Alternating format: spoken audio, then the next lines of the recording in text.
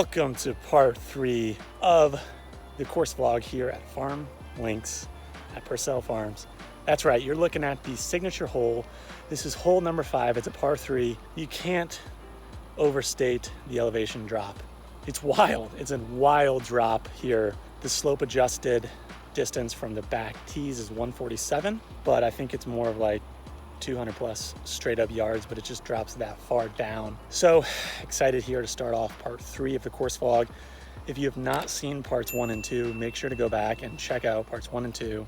We are sitting here at hole number 5. If you'll recall, we played holes 10 and 11 and then jumped to hole number 1. So this is our 7th hole here. Hole number 5, it's a par 3, massive elevation drop, and we are sitting at 3 over par on the round.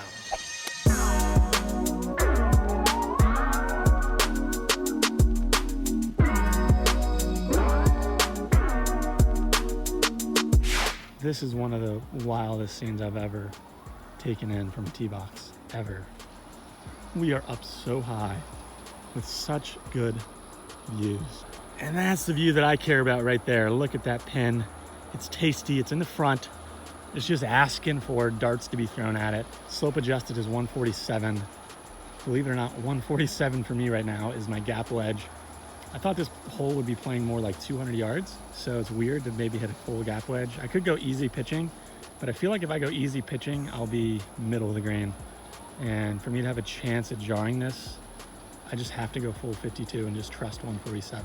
These are the views that we get for you, Golf Clan viewers. We are perched up here about 20 feet up on rocks behind the tips to make sure you got the bird's eye best view in the house for this par 3.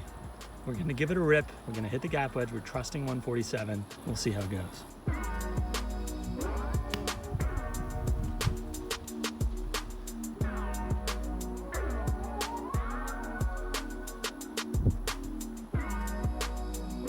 We are short of the green.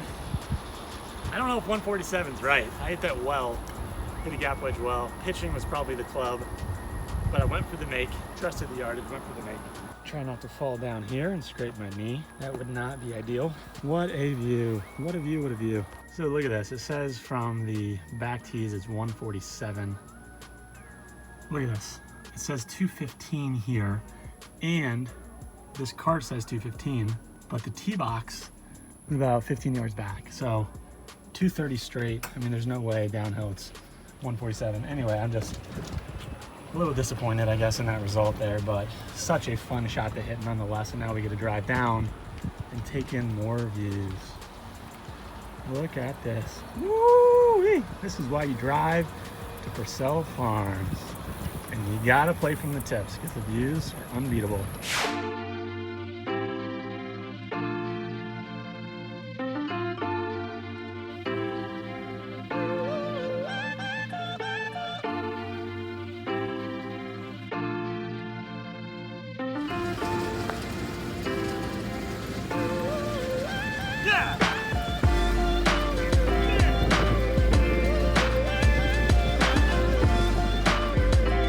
Oh, can we just talk about that putt for a second? Are you kidding me? After I stubbed the chip, had a pitching wedge and just hit it fat. I think I rushed that shot a little bit. I just, gave it a firm putt.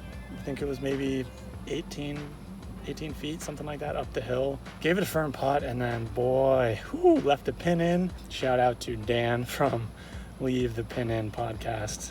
I think he'd like that one there. Somehow that ball just, I don't know, hit it really firm.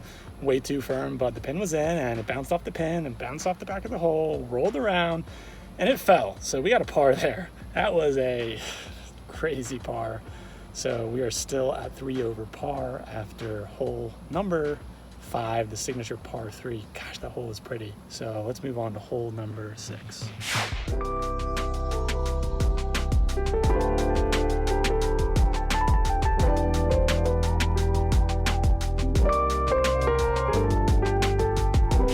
Hole number 6 is called Bootlegger here. Looks like we have a par 5.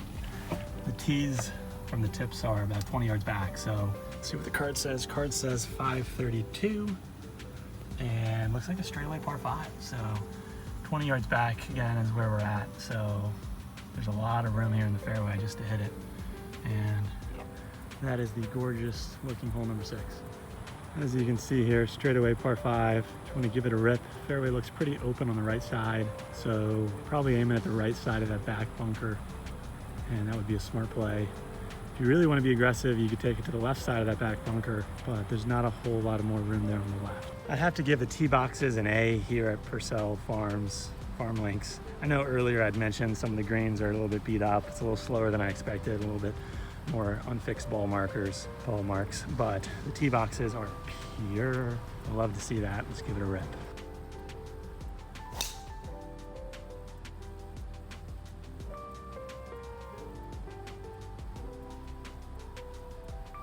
Oh yeah. Oh yeah. Oh yeah. Man, so ball was going down the right side, but again, these are wide fairways here. It had maybe a smidge of draw on it. Took a left hop in the fairway and it might have caught a downslope, might have caught the speed slot. Either I caught the speed slot or I'm gonna be just severely downhill. We will see. That would be some stinger territory there. Look how pure this fairway is. So my ball landed over here with a draw and it looked like it rolled over the edge. How far over the edge did it go? It was coming pretty slow. Oh, I got the speed slot. I got the extra 20 yards of roll down the speed slot. That makes a big difference here on the par 5. Wow, look at this, guys. Look at this. We are now, 201 yards left on a par 5 from the tips. Card says it's playing 532. 532 minus 201. Man, that speed slot gave me 330-yard drive. Wow, that's crazy. Ball is on the downslope here. Let's see, 200 yards, the ball is down, so that might peel off the club a little bit. Pin looks like it's all the way back. Thinking a smooth 5. Smooth 5 or hard 6.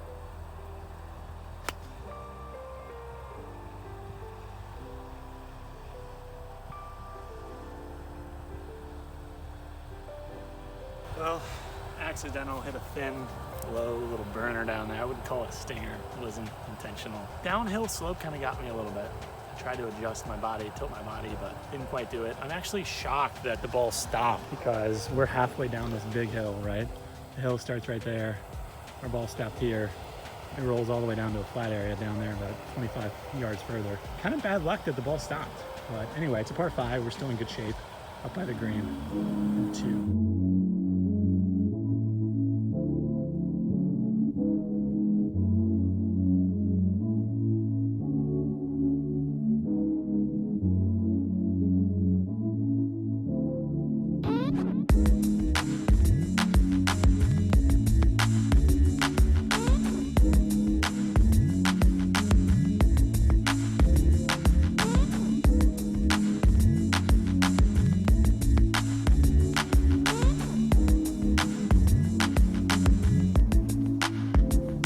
Is a hot mess. But anyway, as you just saw, we got our birdie. We stayed patient all day. We knew it was coming, and that just felt great. It just felt great to get up and down from the bunker there. So I'm going to have to wrap up the course vlog here, part 3. I had intended to do 3 holes, and my camera battery has a different idea in mind because we're not making it 1 more hole. So got to wrap it up here real quick, but so pumped to end on a birdie. To end this FarmLinks at Pursell Farms course vlog, we are now back to 2 over par through 8 holes. And we're trending in the right direction. So the flag must have rolled right past it, actually. I think this is our mark right here. So we just landed and shoo.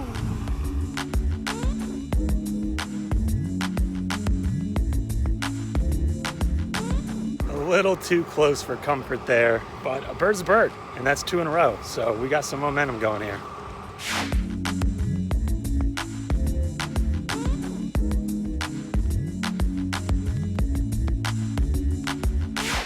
Well, I apologize for these loud fans. I think it's an Alabama thing. So if the sound's a little muffled, I apologize for that. But we just had a 200-yard par 3, and that's our ball.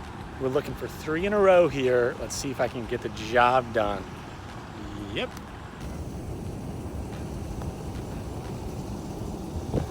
Yeah! That's 3 in a row. You know it. Come on! Again, I hope you can take some of that onto the course with you, but mindset is so important. And when you have a negative hole or a negative shot, you have to try to change the energy back to positive. And man, I definitely did that, stayed patient, and now we're trending in the right direction. Again, this is the Golf Clan. This is Dougie signing off. Thank you so much for joining me at FarmLinks.